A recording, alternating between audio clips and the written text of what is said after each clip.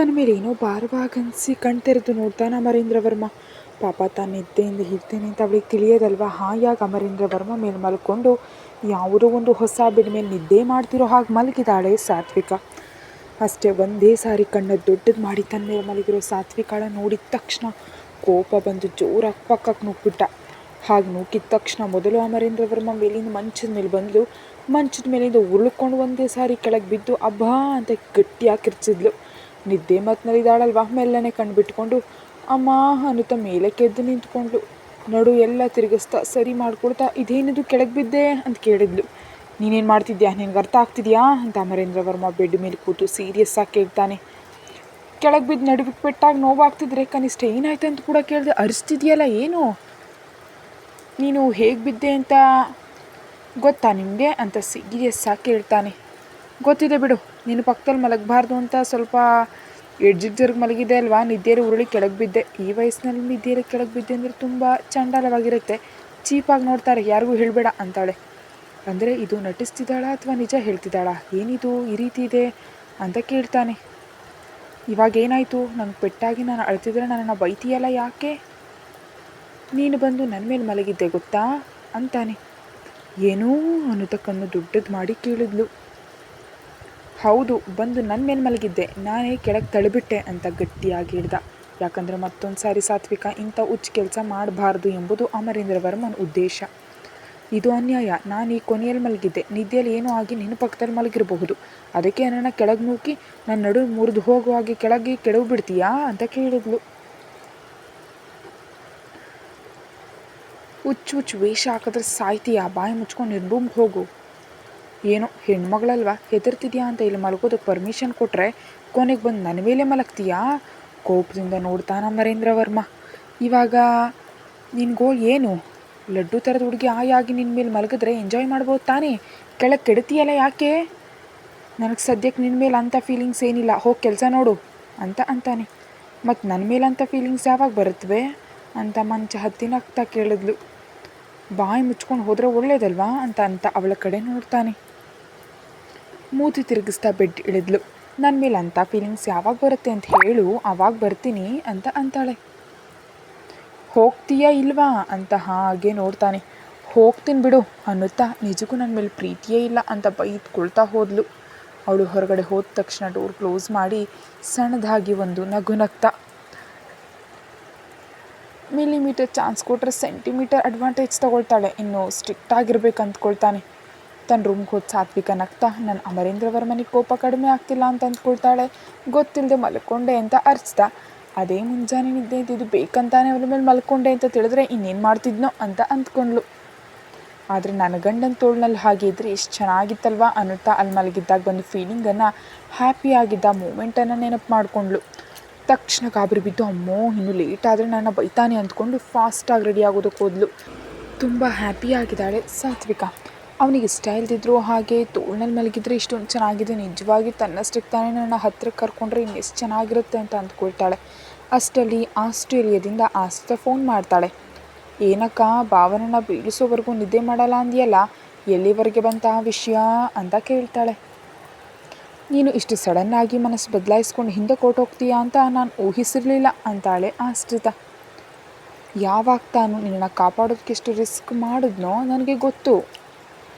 ಹೊರಗಿನ ಹುಡುಗಿ ನಿನ್ನನ್ನೇ ಹಾಗೆ ನೋಡಿಕೊಂಡಾಗ ಇನ್ನು ಕಟ್ಕೊಂಡು ಹೆಣ್ತಿಯನ್ನು ನನ್ನನ್ನು ಇನ್ನೆಷ್ಟು ಪ್ರೀತಿಯಿಂದ ಇಟ್ಟಿರ್ತಾನೆ, ಇನ್ನೆಷ್ಟು ಚೆನ್ನಾಗಿ ನೋಡ್ಕೊಳ್ತಾನೆ ಅಂತ ಒಂದು ಸಾರಿ ಯೋಚಿಸಿ ಅದಕ್ಕೆ ಹಿಂದಕ್ಕೆ ಬಂದು ಅವನ ಹತ್ರ ಇರ್ತಿದ್ದೀನಿ ಅಂತ ಇವಾಗ ಓಪನಾಗಿ ಹೇಳಿದ್ಲು. ಅಬ್ಬೋ ಅಂತಾಳೆ ಆಶ್ರಿತ.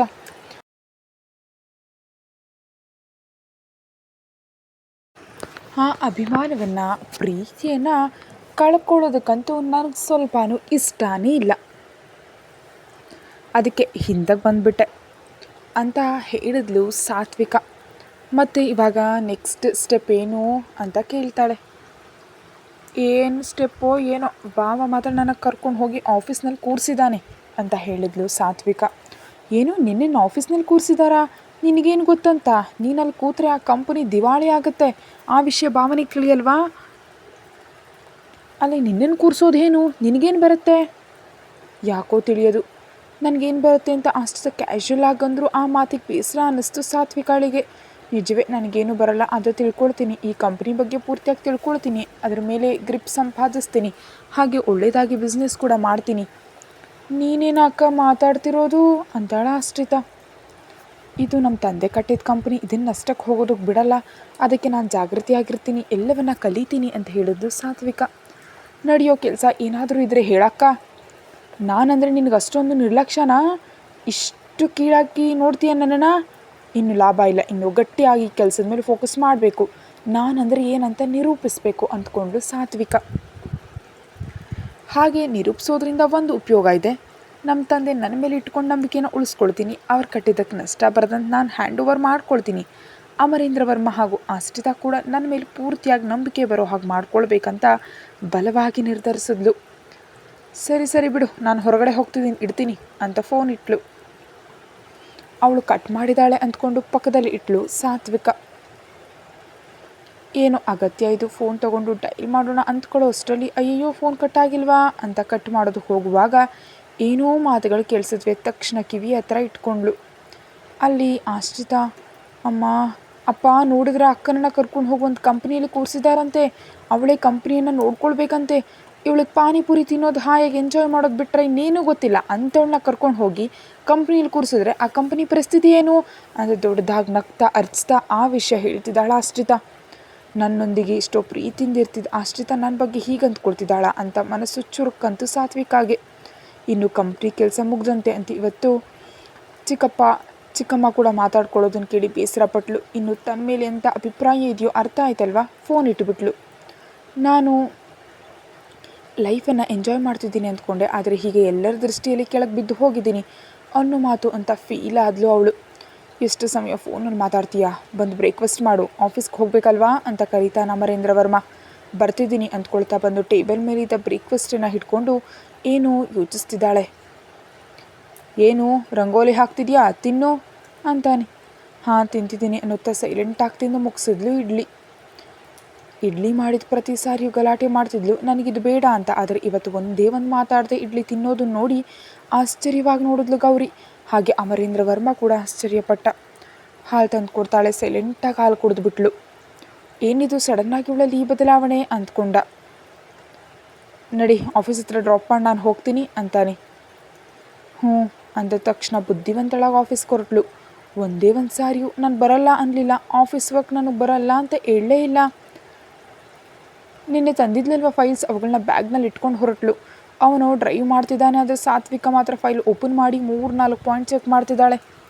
ಇದೇನಿದು ಲೊಡ ಮಾತಾಡ್ತಿದ್ದವಳು ಒಂದೇ ಒಂದು ಮಾತಾಡದೆ ಸೈಲೆಂಟಾಗಿದ್ದಾಳೆ ಅಂದ್ಕೊಳ್ತಾನೆ ಅಮರೇಂದ್ರ ವರ್ಮ. ಪರವಾಗಿಲ್ಲ, ಕೆಲಸದ ಮೇಲೆ ಕಾನ್ಸಂಟ್ರೇಷನ್ ಕೂತ್ರೆ ಸಾಕು ಅಂತ ಅಂದ್ಕೊಂಡ. ಇನ್ನು ಆಫೀಸಿಗೆ ಬಂದ ತಕ್ಷಣ ಇಳಿದು ಹೊರಟು ಹೋದ್ಲು. ಏನಾಯಿತು ಅಬ್ಬಾ ಅಂತ ಅಂದ್ಕೊಂಡ. ತಕ್ಷಣ ಶ್ರೀವಲ್ಲಿಗೆ ಫೋನ್ ಮಾಡಿ, ಇಂದಕ್ಕೋ ಮೇಡಮ್ ಡಲ್ ಆಗಿದ್ದಾರೆ, ಸ್ವಲ್ಪ ಜಾಗೃತಿಯಾಗಿ ನೋಡ್ಕೊಳ್ತಿರು ಅಂತ ಹೇಳಿ ಹೊರಟು ಹೋದ ಅಮರೇಂದ್ರ ವರ್ಮ. ಶ್ರೀವಲ್ಲಿನ ಒಳಗಡೆ ಕರೆದು ಕೆಲವು ಮಾತುಗಳನ್ನ ಆಡಿದ್ಲು. ಅದನ್ನು ಕೇಳಿದ ತಕ್ಷಣ ಅವಳು ಆಶ್ಚರ್ಯಪಟ್ಲು. ಫೈಲ್ಸ್ ಎಲ್ಲ ಚೆನ್ನಾಗಿ ಸ್ಟಡಿ ಮಾಡಿದಿರ ಮೇಡಮ್, ಅರ್ಥ ಆಗಿದೆ ಅಂತಾಳೆ. ಶ್ರೀವಲ್ಲಿ ಒಳಗಡೆ ಹೋದ ತಕ್ಷಣ 4 ಮಾತಾಡಿದ್ಲು.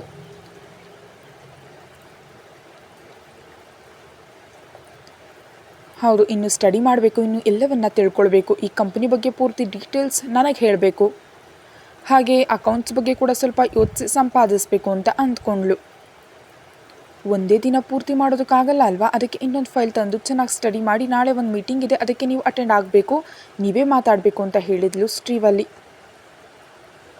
ಹ್ಞೂ ಅಂದಾಳೆ ಸಾತ್ವಿಕ.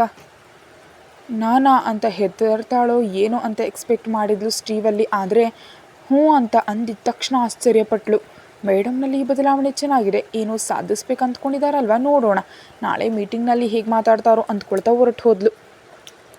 ಇನ್ನು ಸಾತ್ವಿಕ ಸ್ವಲ್ಪ ಸಮಯ ಕೂಡ ಖಾಲಿ ಇರ್ತಿಲ್ಲ, ಕನಿಷ್ಠ ಫೋನ್ ಕೂಡ ತೆಗಿತಿಲ್ಲ, ಫೋನ್ ಜೊತೆ ಟೈಮ್ ಪಾಸ್ ಮಾಡ್ತಿಲ್ಲ, ಇಂಥದ್ದೇನೂ ಮಾಡ್ತಿಲ್ಲ. ಒಂದು ಫೈಲ್ ತೊಗೊಂಡ್ರೆ ಕಾನ್ಸಂಟ್ರೇಷನ್ ಜೊತೆ 2 ಗಂಟೆ ಅದರ ಮೇಲೆ ಇರ್ತಾಳೆ. ಆಮೇಲೆ ಅದೇ ಕೆಲಸ ಕಂಟಿನ್ಯೂ ಆಗಿ ಮಾಡಿದ್ರೆ ಬೋರ್ ಹೊಡೆಯುತ್ತೆ ಅಲ್ವಾ, ಅದಕ್ಕೆ 1 ಗಂಟೆ ಇನ್ನೊಂದು ಕೆಲಸ ಮಾಡ್ತಾಳೆ.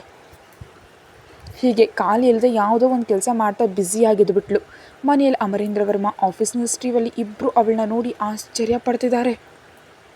ಆದರೆ ಸಾತ್ವಿಕ ಅದನ್ನೇನು ಲೆಕ್ಕಿಸ್ಕೊಳ್ತಾನೇ ಇಲ್ಲ. ನಾನು ಆ ಕೆಲಸ ಮಾಡಲ್ಲ, ಈ ಕೆಲಸ ಮಾಡಲ್ಲ ಅಂತಿಲ್ಲ, ನನ್ನೊಂದಿಗೆ ಪ್ರೀತಿಯಿಂದಿರು ಅಂತ ಕೂಡ ಕೇಳ್ತಿಲ್ಲ ಅಮರೇಂದ್ರ ವರ್ಮನನ್ನು. ಯಾಕಂದರೆ ನನ್ನ ಕಂಪ್ನಿಯಲ್ಲಿ ಕೂರಿಸಿದ್ರೆ ಕಂಪ್ನಿ ದಿವಾಳಿ ಆಗುತ್ತೆ ಅಂತ ಆಡ್ಕೊಂಡ್ರಲ್ವಾ, ಅವ್ರಿಗೆ ನಾನಂದ್ರೆ ಏನಂತ ನಿರೂಪಿಸ್ಬೇಕಂತ ಹಠ ಹೆಚ್ಚಾಯಿತು ಸಾತ್ವಿಕಾಳಿಗೆ. ಅವಳಲ್ಲಿ ಬಂದ ಈ ಬದಲಾವಣೆಗೆ ತುಂಬ ಸಂತೋಷವಾಗಿದ್ದಾನೆ ಅಮರೇಂದ್ರ ವರ್ಮ. ಆದರೆ ಹೊರಗಡೆ ಹೇಳಲ್ಲಲ್ವಾ. ದಿಲೀಪ್ ಗ್ಯಾಂಗ್ ತುಂಬ ಟ್ರೈ ಮಾಡ್ತಿದ್ದಾರೆ ಸಾತ್ವಿಕಾಳನ್ನು ಭೇಟಿಯಾಗಲು, ಅಮರೇಂದ್ರ ವರ್ಮನಿಗೆ ಪೆಟ್ಟು ಕೊಡಲು. ಹಾಗೆ ಅಭಿ ಕೂಡ ಸಾಕ್ಷಿಗಳನ್ನ ಸಂಪಾದಿಸ್ತಿದ್ದಾನೆ ಅಮರೇಂದ್ರ ವರ್ಮನನ್ನು ಅರೆಸ್ಟ್ ಮಾಡೋದಕ್ಕೆ. ನೋಡಬೇಕು ಯಾರ ಪ್ರಯತ್ನ ಫಲಿಸುತ್ತೋ ಏನೋ. ಮೀಟಿಂಗ್ ನಡೆಯಲು ರೆಡಿಯಾಗಿದೆ. ಎಲ್ಲರ ಜೊತೆ ಸಾತ್ವಿಕ ಕೂಡ ಕೂತಿದ್ದಾಳೆ. ನಿಜಕ್ಕೂ ಹೊಸಬ್ಳು ಹೇಗೆ ಮಾತಾಡ್ತಾಳೋ ಅಂತ ಶ್ರೀವಲ್ಲಿಗೆ ಭಯವಾಗಿದೆ. ಈ ಹುಡುಗಿಗೆ ಏನು ಗೊತ್ತುಬಿಡು, ಹೊಸ ಹುಡುಗಿ ಯಾವುದೋ ಒಂದು ಮ್ಯಾನೇಜ್ ಮಾಡಬಹುದು ಅಂತ ಅಂದ್ಕೊಳ್ಳುವವರೇ ಹೆಚ್ಚು ಜನ ಇದ್ದಾರಲ್ಲಿ. ಎಲ್ಲರೂ ಯಾವುದೋ ಒಂದು ಮಾತಾಡ್ತಾ ಇದ್ದಾರೆ. ಅವರೆಲ್ಲರನ್ನು ಅಬ್ಸರ್ವ್ ಮಾಡ್ತಿದ್ದಾಳೆ ಸಾತ್ವಿಕ.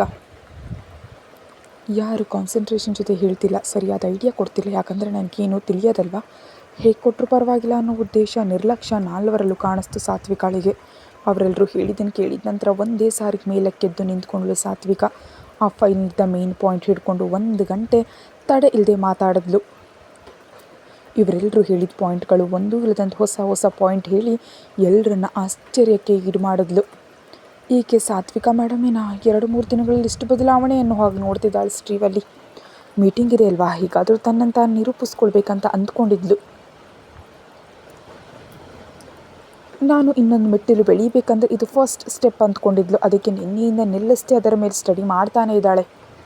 ಕೊನೆಗೆ ರಾತ್ರಿ ಇಡೀ ಕೂತು ನಿದ್ದೆ ಮಾಡದೆ ಮೀಟಿಂಗ್ನಲ್ಲಿ ಹೇಗೆ ಮಾತಾಡಬೇಕು, ಯಾವ ಪಾಯಿಂಟ್ ಹಿಡಿಬೇಕಂತ ಒಂದು ಅಂದಾಜಿಗೆ ಬಂದು ಅದ್ರ ಬಗ್ಗೆ ಚೆನ್ನಾಗಿ ಪ್ರಾಕ್ಟೀಸ್ ಮಾಡಿದ್ಲು. ಸಾತ್ವಿಕ ಹೇಳಿದ ವಿಧಾನಕ್ಕೆಲ್ಲರೂ ಆಶ್ಚರ್ಯಪಟ್ಟರು. ಈ ಹುಡುಗಿಗೆ ಇಷ್ಟು ಟ್ಯಾಲೆಂಟ್ ಇದೆಯಾ ಅಂದ್ಕೊಂಡ್ರು. ಆ ಪ್ರಯತ್ನವಾಗಿ ಕ್ಲ್ಯಾಪ್ಸ್ ಕೂಡ ಹೊಡೆದ್ರು. ನೋಡಿ, ನೀವು ಈ ಕಂಪ್ನಿಯಲ್ಲಿ ವರ್ಕ್ ಮಾಡ್ತಿದ್ದೀರಾ, ಕಂಪ್ನಿಯನ್ನು ಮೇಲಕ್ಕೆ ತರೋ ರೀತಿಯಲ್ಲಿ ಇರಬೇಕಾದ್ರೆ ನಿಮ್ಮ ಮಾತುಗಳಲ್ಲಿ ನಿರ್ಲಕ್ಷ್ಯ ಕಾಣಿಸ್ತು ಅಂತ ಒಬ್ಬ ವ್ಯಕ್ತಿ ಗಟ್ಟಿಯಾಗಿ ಮಾತಾಡಿದ್ಲು ಸಾತ್ವಿಕ. ಸಾರಿ ಮೇಡಮ್ ಅಂತಂದ. ನಿಜಕ್ಕೆ ನಿಮ್ಗೆ ಒಳ್ಳೆ ಟ್ಯಾಲೆಂಟ್ ಇದೆ, ಆದರೆ ನನಗೆ ಕಂಪ್ನಿ ಬಗ್ಗೆ ಏನೂ ತಿಳಿಯೋದಲ್ವಾ, ನಾನು ನಿಮ್ಮನ್ನು ಲೀಡ್ ಮಾಡ್ತಿದ್ದೀನಿ ಅಲ್ವಾ, ಅದಕ್ಕೆ ನನ್ನ ಮೇಲೆ ಕೋಪದಿಂದ ನಿರ್ಲಕ್ಷ್ಯವಾಗಿ ಮಾತನಾಡಿದ್ರಿ ಅಲ್ವಾ ಅಂತಾಳೆ. ಎಲ್ಲರೂ ಅವರ ತಪ್ಪುಗಳನ್ನ ತಿಳ್ಕೊಂಡು ಸಾರಿ ಹೇಳಿ ಹೊರಟೋದ್ರು.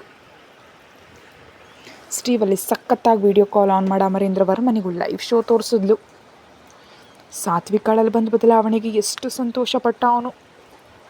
ನಾನು ಅಂದ್ಕೊಂಡು ಹಾಗೆ ಮೊದಲು ಸ್ಟೆಪ್ ಪೂರ್ತಿ ಮಾಡಿದಾಳೆ. ಅವಳನ್ನ ಈವ್ನಿಂಗ್ ಹೊರಗಡೆ ಕರ್ಕೊಂಡು ಹೋಗಿ ಇಷ್ಟವಾದ ಫುಡ್ ಕೊಡಿಸ್ಬೇಕು ಅಂದ್ಕೊಂಡೆ. ಮತ್ತು ಸಾತ್ವಿಕ ಹೋಗ್ತಾಳೋ ಇಲ್ವೋ ಹೇಳಿ ನೋಡೋಣ. ಸಾತ್ವಿಕ ಹೇಳಿದ ವಿಧಾನಕ್ಕೆ ಆಶ್ಚರ್ಯಪಟ್ಟ ಅಮರೇಂದ್ರ ವರ್ಮ ಕೂಡ. ಕಡಿಮೆ ಟೈಮ್ನಲ್ಲಿ ಹೀಗೆ ಎಕ್ಸ್ಪ್ಲೈನ್ ಮಾಡ್ತಾಳೆ ಅಂತ ಎಕ್ಸ್ಪೆಕ್ಟ್ ಮಾಡಿರಲಿಲ್ಲ ಅಲ್ವಾ, ಅದಕ್ಕೆ ಹ್ಯಾಪಿಯಾಗಿ ಅನ್ನಿಸ್ತು. ನೈಟ್ ಹೇಗಾದರೂ ಅವಳನ್ನ ಡಿನ್ನರ್ ಕರ್ಕೊಂಡು ಹೋಗ್ಬೇಕು ಅಂದ್ಕೊಂಡ. ಇನ್ನು ಮತ್ತೆ ಎಲ್ಲರನ್ನ ಸ್ಟಾಫ್ ರೂಮ್ ಕರೆದ್ಲು ಸಾತ್ವಿಕ. ಮೈ ಡಿಯರ್ ಸ್ಟಾಫ್, ನಿಜವೇ ನಾನು ಹೊಸದಾಗಿ ಕಂಪ್ನಿ ಒಳಗಡೆ ಬಂದು ಕೂತಿದ್ದೀನಿ. ನಿಜಕ್ಕೆ ನನಗೇನು ಗೊತ್ತಿಲ್ಲ ಅಂತ ಹೇಳೋದಕ್ಕೆ ನನಗೆ ನಾಚಿಕೆ ಇಲ್ಲ. ನಾವು ಯಾವುದಾದ್ರೂ ಹೊಸ ವಿಷಯವನ್ನು ತಿಳ್ಕೊಳ್ಬೇಕಂತ ಗಟ್ಟಿಯಾಗಿ ಅಂದ್ಕೊಂಡ್ರೆ ತಿಳಿಯೋದು ಅಂತ ಒಪ್ಕೊಂಡ್ರೇ ಅದು ನಡೆಯೋದು. ಅದಕ್ಕೆ ನಿಮ್ಮೆಲ್ಲರ ಹೆಲ್ಪ್ ಬೇಕು. ಒಬ್ಬೊಬ್ರಿಗೆ ಒಂದೊಂದು ವಿಷಯದಲ್ಲಿ ಗ್ರಿಪ್ ಇರುತ್ತಲ್ವ, ಅದಕ್ಕೆ ನೀವೆಲ್ಲರೂ ನನಗೆ ಹೆಲ್ಪ್ ಮಾಡಲೇಬೇಕು.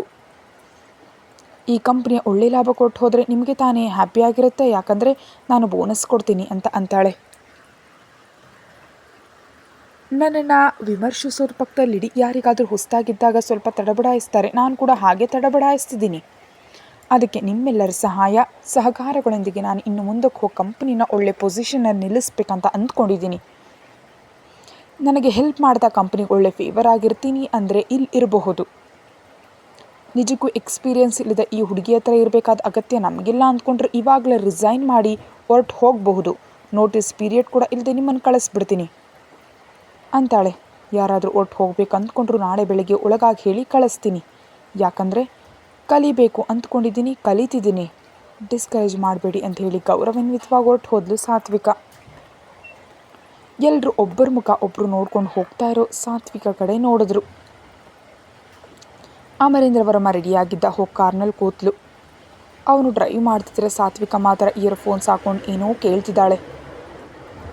ಅಲ್ಲಿರೋ ನನ್ನೊಂದಿಗೆ ಮಾತಾಡಿದ್ರೆ ಮ್ಯೂಸಿಕ್ ಎಂಜಾಯ್ ಮಾಡ್ತಿದ್ದಾಳೆ ಅಂತ ಅಂದ್ಕೊಳ್ತಾನೆ. ಆದರೆ ಅವಳು ಬಿಸ್ನೆಸ್ಗೆ ಸಂಬಂಧಿಸಿದ ಕೆಲವು ಆಡಿಯೋಗಳನ್ನ ಕೇಳ್ತಿದ್ದಾಳೆ. ಇನ್ನು ಕಾರ್ ನಿಂತ ತಕ್ಷಣ ಇಳಿದು ಮನೆ ಒಳಗಡೆ ಹೋಗ್ತಿದ್ರೆ ತಾನು ಕೂಡ ಒಳಗಡೆ ಹೋಗ್ತಾನೆ. ಮನೆ ಸುತ್ತಲೂ ಆಡಿಯೋ ಕೇಳ್ತಾ ವಾಕಿಂಗ್ ಮಾಡಿದ್ಲು. ನೈಟ್ ಲೈಟಾಗಿ ಜೋಳದ ಹಿಟ್ಟಿನಿಂದ ಮಾಡಿದ ರೊಟ್ಟಿಗಳು 2 ಇಟ್ಕೊಂಡು ತಿಂತಿದ್ರೆ ಅಮರೇಂದ್ರ ವರ್ಮ ಬರ್ತಾನೆ. ನೀನು ಮನೆಯಲ್ಲಿ ತಿಂತಿದ್ಯಲ್ಲ, ಯಾಕೆ ನಾವು ಡಿನ್ನರ್ಗೆ ಹೊರಗಡೆ ಹೋಗಬೇಕು ಅಂತ ಅಂತಾನೆ. ನನಗೆ ನೀವು ಹೇಳಿಲ್ಲ ಅಲ್ವಾ, ನನಗೇನು ಗೊತ್ತು ತಿಂತಿದ್ದೀನಿ, ಪರವಾಗಿಲ್ಲ ಬಿಡು, ಇವಾಗ ಹೋಗೋಣ ನಡಿ ಅಂತ ಅಂತಾನೆ. ನಾನು ಆಲ್ರೆಡಿ ಸ್ನಾನ ಮಾಡಿ ನೈಟ್ ಡ್ರೆಸ್ ಹಾಕ್ಕೊಂಡಿದ್ದೀನಿ, ಇನ್ನೂ ಡಿನ್ನರ್ ಕೂಡ ಅರ್ಧ ತಿಂದು ಮುಗಿಸ್ದೆ, ಅದಕ್ಕೆ ಇವಾಗ ಬರಲ್ಲ, ಇನ್ಯಾವಾಗಾದರೂ ಬರ್ತೀನಿ ಬಿಡು ಅಂತ ಅಂತಾಳೆ. ಹೊರಗಡೆ ಫುಡ್ ತಿನ್ನೋದಕ್ಕೆ ಅಂದರೆ ಹಾರಾಡ್ಕೊಂಡು ಬರ್ತಾಳೆ ಅಂದ್ಕೊಂಡಿದ್ದ ಅಮರೇಂದ್ರ ವರ್ಮ. ಆದರೆ ಹೀಗೆ ಹೇಳೋಷ್ಟರಲ್ಲಿ ಇವಳು ಸಾತ್ವಿಕಾಳೇನಾ ಅನ್ನೋ ಹಾಗೆ ನೋಡ್ತಿದ್ದಾನೆ. ಗೌರಿ ಖಂಡಿತ ಆಶ್ಚರ್ಯವಾಗಿ ನೋಡಿದ್ಲು, ಯಾಕಂದರೆ ಇಷ್ಟವರೆಗೂ ಫಾಸ್ಟ್ ಫುಡ್ ತಿನ್ನೋಣ ಅಂತ ವೆಯ್ಟ್ ಮಾಡ್ತಿದ್ಲು. ಅಂಥವಳು ಇವಾಗ ಹೊರಗಡೆ ಕರ್ಕೊಂಡು ಹೋಗ್ತೀನಿ ಅಂದರೂ ಬರಲ್ಲ ಅಂತ ಆ ಜೋಳದ ರೊಟ್ಟಿ ತಿಂತಿದ್ದಾಳಲ್ಲ ಅಂದ್ಕೊಳ್ತಾಳೆ ಗೌರಿ. ಹಾಗೆ ಅಮರೇಂದ್ರ ವರ್ಮ ಕೂಡ ಅದಕ್ಕಿಂತ ಹೆಚ್ಚಾಗಿ ಆಶ್ಚರ್ಯಪಟ್ಟ. ಅವಳು ಮಾತ್ರ ಅದನ್ನೇನು ಲೆಕ್ಕಿಸ್ಕೊಳ್ದೆ ಒಳಗಡೆ ಹೋಗಿ ಡೋರ್ ಕ್ಲೋಸ್ ಮಾಡ್ಕೊಂಡು ಇನ್ನೊಂದು ಫೈಲ್ ತೆಗೆದು ಮೆಲ್ಲನೆ ಓದೋದಕ್ಕೆ ಸ್ಟಾರ್ಟ್ ಮಾಡಿದ್ಲು. 2 ಪೇಜ್ ಓದ್ತಿದ್ದಂತೆ ನಿದ್ದೆ ಬಂದುಬಿಡ್ತು, ಹಾಗೆ ನಿದ್ದೆ ಹೋದ್ಲು. ಇನ್ನು ಬೆಳಿಗ್ಗೆ ಜಿಮ್ ಟ್ರೈನರ್ಗಳು ಮತ್ತು ಫೋನ್ ಮಾಡಿ ಕರೆಸ್ಕೊಂಡು ಅವರ ನೇತೃತ್ವದಲ್ಲಿ ಕಂಟಿನ್ಯೂ ಮಾಡಿದ್ಲು ಸಾತ್ವಿಕ. ಇಷ್ಟವರೆಗೂ ತಪ್ಪಿಸ್ಕೊಳ್ಳೋಣ, ಟೈಮ್ ಪಾಸ್ ಮಾಡೋಣ ಅಂತ ವೆಯ್ಟ್ ಮಾಡ್ತಿದ್ದ ಸಾತ್ವಿಕ ಎಷ್ಟು ಕಾನ್ಸಂಟ್ರೇಷನ್ ತೋರಿಸ್ತಿದ್ದಾಳೆ ಅಂತ ಆಶ್ಚರ್ಯಪಟ್ಟರು ಆ ಮೇಡಮ್ ಕೂಡ. ನಾಳೆಯಿಂದ ನಾನು ಅಗತ್ಯ ಇಲ್ಲ, ನೀವೇ ಚೆನ್ನಾಗಿ ಮಾಡ್ಕೊಳ್ತಿದ್ದೀರಲ್ಲ ಅಂತಾಳೆ. ಇಲ್ಲ, 1 ತಿಂಗಳು ಬನ್ನಿ, ನಂಗೆ ಟ್ರೈನಿಂಗ್ ಕೊಡಿ, ಆಮೇಲೆ ನಿಲ್ಲಿಸಿ, ಹಾಗೆ ನನಗೆ ಶಟಲ್ ಆಡೋದನ್ನು ಕೂಡ ಕಲಿಸ್ಕೊಡಿ ಅಂತ ಹೇಳಿದ್ಲು ಸಾತ್ವಿಕ. ಹ್ಞೂ ಅಂದ್ಕೊಂಡು ಆ ದಿನವೇ ಮೊದಲು ಮಾಡ್ತಾರೆ. ಸಾತ್ವಿಕಾಳಲ್ಲಿ ಈ ಬದಲಾವಣೆ ನೋಡಿದ ಆ ಟ್ರೈನರ್ ಹೋಗುವಾಗ ಅಮರೇಂದ್ರ ವರ್ಮನನ್ನು ಭೇಟಿಯಾದ್ಲು. ನೀವು ಯಾವಾಗ ಬಂದ್ರಿ, ನಾನು ನೋಡಲಿಲ್ವಲ್ಲ ಅಂತಾನೆ ಅಮರೇಂದ್ರ. ಸಾತ್ವಿಕ ಅವ್ರು ಫೋನ್ ಮಾಡಿದ್ರು, 1 ತಿಂಗಳು ನನ್ನ ಅವರ ಟ್ರೈನಿಂಗ್ ಆಗಿರೋದಕ್ಕೆ ಹೇಳಿದ್ರು, ಆಮೇಲೆ ತಾನೇ ಕಲಿತು ಮಾಡ್ಕೊಳ್ತೀನಿ ಅಂದರು, ಜೊತೆಗೆ ಶಟಲ್ ಕೂಡ ಕಲಿಸ್ಕೊಡೋದಕ್ಕೆ ಹೇಳಿದ್ರು. ಹೌದಾ ಅನ್ನೋ ಹಾಗೆ ನೋಡ್ತಾನೆ. ಅಷ್ಟೇ ಅಲ್ಲ, ನಾನು ಮಾಡಿದ ಹಾಗೆ ನಟಿಸ್ತೀನಿ, ನಾನು ಜಿಮ್ ಮಾಡ್ತಿದ್ದೀನಿ ಅಂತ ಸುಳ್ಳು ಹೇಳಿ ನಿಮ್ಮ ದುಡ್ಡು ನಿಮಗೆ ಬರುತ್ತೆ ಅಂತ ನನ್ನ ಹಾಗೆ ಕೇಳಿದ್ರು ಮೊದಲು. ಅಂಥವ್ರು ಇವಾಗ ತನ್ನಷ್ಟಕ್ಕೆ ತಾನೇ ಬಂದು ನಾನು ಟ್ರೈನಿಂಗ್ ತೊಗೊಳ್ತೀನಿ ಅಂತ ಹೇಳ್ತಿದ್ರೆ ಆಶ್ಚರ್ಯ ಆಗ್ತಿದೆ. ಈ ಬದಲಾವಣೆ ಹೇಗೆ ಬಂತು ಅರ್ಥ ಆಗ್ತಿಲ್ಲ, ಆದರೆ ಚೆನ್ನಾಗಿದೆ, ತುಂಬ ಕಾನ್ಸಂಟ್ರೇಷನ್ ಜೊತೆ ಮಾಡ್ತಿದ್ದಾರೆ. ಅಮರೇಂದ್ರ ವರ್ಮ ಆಲೋಚನೆಯಲ್ಲಿ ಬಿದ್ದ. ಜಿಮ್ ಟ್ರೈನರ್ ಹೇಳಿದ್ದನ್ನು ಕೇಳಿದ ನಂತರ ಆಶ್ಚರ್ಯಪಟ್ಟ ಅಮರೇಂದ್ರ. ನಿಜಕ್ಕೂ ಈ ಬದಲಾವಣೆಯನ್ನು ನಾನು ಎಕ್ಸ್ಪೆಕ್ಟ್ ಮಾಡಿರಲಿಲ್ಲ ಸರ್ ಅಂತ ಹೇಳಿದರೆ, ಸರಿ ನೀವು ಹೋಗಿ ಅಂತ ಅವನ್ನ ಕಳಿಸಿ ಆಲೋಚನೆಯಲ್ಲಿ ಬಿದ್ದ ಅಮರೇಂದ್ರ. 2 ದಿನಗಳ ನಂತರ ಕೂಡ ಜ್ವರ ಬಂದಿದೆ, ನನಗೆ ನಿದ್ದೆ ಬರ್ತಿದೆ, ಕನಸುಗಳು ಬರ್ತಿವೆ ಅಂತ ಸುಳ್ಳು ಹೇಳಿ ನೈಟೆಲ್ಲ ನನ್ನ ಪಕ್ಕದಲ್ಲಿ ಮಲಗಿದ್ಲು, ಒಂದು ರೀತಿಯಲ್ಲಿ ನನ್ನ ಮೇಲೆ ಮಲಗಿದ್ಲು. ಆಗ ಇವಾಗೇನೋ ನಾನು ಹೊರಗಡೆ ಕರ್ಕೊಂಡು ಹೋಗ್ತೀನಿ ಅಂದರೂ ಬರ್ತಿಲ್ಲ, ಬದಲಾವಣೆ ಒಳ್ಳೆಯದೇ ಅಂದ್ಕೊಂಡ. ಆದರೆ ಈ ಬದಲಾವಣೆ ಹೇಗೆ ಬಂತು ಎಂಬುದು ಮಾತ್ರ ಅರ್ಥ ಆಗ್ತಿಲ್ಲ. ಇನ್ನು ಒಳಗಡೆ ಬರೋಷ್ಟರಲ್ಲಿ ನ್ಯೂಸ್ ಪೇಪರ್ ಓದ್ತಾ ಗ್ರೀನ್ ಟೀ ಕುಡಿತಿರ್ತಾಳೆ. ನಟ್ಸ್ ಕೂಡ ತಿಂದಿದ್ದೀನಿ ಅನ್ನೋ ಹಾಗೆ ಅವಳ ಮುಂದೆ ಒಂದು ಸಣ್ಣ ಬೌಲ್ ಕೂಡ ಇದೆ. ನಾನು ಇದ್ದೀನಿ ಅನ್ನೋ ಆಲೋಚನೆ ಕೂಡ ಇಲ್ಲದೆ ಅಷ್ಟು ಕಾನ್ಸಂಟ್ರೇಷನ್ ಆಗಿ ಓದ್ತಿದ್ದಾಳೆ ಪೇಪರ್. ಏನಿದು, ಇವಳು ನನ್ನ ಜೊತೆ ಮಾತಾಡ್ತಿಲ್ಲ ಅಂತ ಅಂದ್ಕೊಳ್ತಾನೆ. ಏನೇ ಆದರೂ ಇವಳಲ್ಲಿ ಈ ಬದಲಾವಣೆ ಒಳ್ಳೆಯದೇ, ಆದರೆ ಅವಳು ಹಾಗೆ ಮಾತಾಡದೇ ಇರೋದಕ್ಕೆ ಏನೋ ಒಂಥರ ಅನ್ನಿಸ್ತಿದೆ ಅಮರೇಂದ್ರ ವರ್ಮನಿಗೆ. ಸ್ಟೀವಲ್ಲಿ ಹತ್ತಿರದಿಂದ ಅವಾಗಲೇ ಫೋನ್ ಬರುತ್ತೆ. ಪೇಪರ್ ಪಕ್ಕದಲ್ಲಿಟ್ಟು ಫೋನ್ ಕಿವಿ ಹತ್ರ ಇಟ್ಕೊಂಡು ಟೀ ಕುಡಿತಾ, ಹೇಳಿ ಸ್ಟೀವಲ್ಲಿ ಏನು ಅಂತ ಕೇಳ್ತಾಳೆ. Good morning madam. Good morning. ಏನು ವಿಷಯ, ಇಷ್ಟು ಬೆಳಗ್ಗೆ ಫೋನ್ ಮಾಡಿದೆಯಾ? ನೆನ್ನೆ ನೀವು ಮಾತಾಡಿದ್ರಿ ಅಲ್ವಾ, ಬೇಕಿದ್ರೆ ಆಫೀಸಿಂದ ಹೊರಟೋಗಿ ಅಂತ ಕೂಡ ಆಫರ್ ಕೊಟ್ಟಿದ್ರಿ ಅಲ್ವಾ? ಹಾಂ, ಅಂದಹಾಗೆ ಎಷ್ಟು ಜನ ಹೊರಗಡೆ ಹೋಗ್ತಿದ್ದಾರೆ ಅಂತ ಕೇಳಿದ್ಲು ಸಾತ್ವಿಕ. ಒಬ್ಬರು ಕೂಡ ಹೋಗ್ತಿಲ್ಲ ಮೇಡಮ್, ಎಲ್ಲರೂ ಇಲ್ಲೇ ಇರ್ತೀವಿ ಅಂತ ಅವರವರೇ ನನಗೆ ಫೋನ್ಗಳು ಮಾಡಿ ಮೆಸೇಜ್ಗಳು ಹಾಕಿ ಹೇಳಿದರು, ಅದಕ್ಕೆ ಈ ನ್ಯೂಸ್ ನಿಮ್ಗೆ ಹೇಳೋಣ ಅಂತ ಫೋನ್ ಮಾಡಿದೆ ಅಂತ ಅಂತಾಳೆ. ವೆರಿ ಗುಡ್, ಒಳ್ಳೇದಲ್ವಾ? ಯಾಕೋ ತಕ್ಷಣ ಶೇರ್ ಮಾಡ್ಕೊಳ್ಬೇಕನ್ಸಿ ಫೋನ್ ಮಾಡಿದೆ ಮೇಡಮ್, ಇನ್ನು ಇಡ್ತೀನಿ ಅಂತ ಫೋನ್ ಇಟ್ಬಿಟ್ಲು ಶ್ರೀವಲ್ಲಿ. ಸಾತ್ವಿಕ ಕೂಡ ಫೋನ್ ಇಟ್ಬಿಟ್ಟು ಸೈಲೆಂಟಾಗಿ ಟೀ ಕುಡಿತಾ ಇದ್ದಾಳೆ. ನಿಜಕ್ಕೂ ಇದು ಸಾತ್ವಿಕಾಳೇನಾ? ಯಾವಾಗಲೂ ಏನಾದರೂ ಒಂದು ಮಾಡ್ತಿರ್ತಾಳೆ. ನನ್ನನ್ನು ಅಲ್ಲಿಗೆ ಕರ್ಕೊಂಡು ಹೋಗು, ಇಲ್ಲಿಗೆ ಕರ್ಕೊಂಡು ಹೋಗು ಅಂತಾಳೆ. ಪಾನಿಪುರಿ ಬೇಕಂತ ಕೇಳ್ತಾಳೆ, ತಿನ್ನೋದಕ್ಕೆ ಹೊರಗಡೆ ಕರ್ಕೊಂಡು ಹೋಗು ಅಂತ ಗಲಾಟೆ ಮಾಡ್ತಾಳೆ. ತುಂಬ ಸಾರಿ ಗೋಡೆ ಜಿಗಿದು ಹೋಗೋದಕ್ಕೆ ಟ್ರೈ ಮಾಡಿದ್ದಾಳೆ. ಅಂಥವಳು ಇಷ್ಟು ಪದ್ಧತಿಯಾಗಿ ಇಷ್ಟು ಡಿಸಿಪ್ಲಿನಾಗಿ ಯಾವಾಗ ಬದಲಾಗೋದ್ಲು ಅನ್ನೋಷ್ಟು ಆಶ್ಚರ್ಯವಾಗಿರ್ತಾನೆ. ಅಷ್ಟರಲ್ಲಿ ದಾದಾ ಬರ್ತಾರೆ. ಗುಡ್ ಮಾರ್ನಿಂಗ್ ದಾದಾ ಅಂತ ವಿಶ್ ಮಾಡಿದ್ಲು ಸಾತ್ವಿಕ. Good morning. ಮಾತಾಡ್ತಾ ಇರಿ, ನಾನು ಫ್ರೆಶ್ ಆಗಿ ಬರ್ತೀನಿ ಅಂತ ಹೇಳಿ ಗಬಗಬನೇ ಒಳಗಡೆ ಹೋದ್ಲು. ಇದೇನಿದು, ನಾನು ಯಾವಾಗ ಕಾಣಿಸಿದ್ರು ನನ್ನನ್ನು ಅಂಟ್ಕೊಳ್ಬೇಕಂತ ನೋಡ್ತಿದ್ದ ಸಾತ್ವಿಕ ಇವಾಗ ಇಷ್ಟು ದೂರದಲ್ಲಿದ್ದಾಳೆ ಏನು ಎಂಬುದು ಮಾತ್ರ ಅರ್ಥ ಆಗ್ತಿಲ್ಲ ಅಮರೇಂದ್ರ ವರ್ಮನಿಗೆ. ಏನ ಅಮರೇಂದ್ರ ವರ್ಮ, ಹೆಂಡತಿ ಕಡೆ ಹಾಗೆ ನೋಡ್ತಿದ್ಯಾ, ಅಷ್ಟೊಂದು ಇಷ್ಟ ಆಯ್ತಾ ಅಂತ ಕೇಳ್ತಾರೆ ದಾದಾ. ಇಷ್ಟ ಆಗೋದು ಇಷ್ಟ ಆಗದೆ ಇರೋದು ಸಮಸ್ಯೆ ಅಲ್ಲ, ಯಾಕಂದರೆ ಇಷ್ಟ ಆದರೂ ಆಗದೇ ಇದ್ದರೂ ಅವಳು ನನ್ನ ಹೆಂಡತಿ, ಮತ್ತು ಯಾಕೆ ಹೆಂಡತಿಗೆ ಸೈಟ್ ಹೊಡಿತಿದ್ಯಾ ಅಂತ ಕೇಳ್ತಾರೆ. ಇಲ್ಲ ದಾದಾ, ಸಡನ್ನಾಗಿ ಸಾತ್ವಿಕಾಳಲ್ಲಿ ಬಂದು ಬದಲಾವಣೆ ಬಗ್ಗೆ ಎಕ್ಸ್ಪ್ಲೇನ್ ಮಾಡ್ದ ಅಮರೇಂದ್ರ ವರ್ಮ.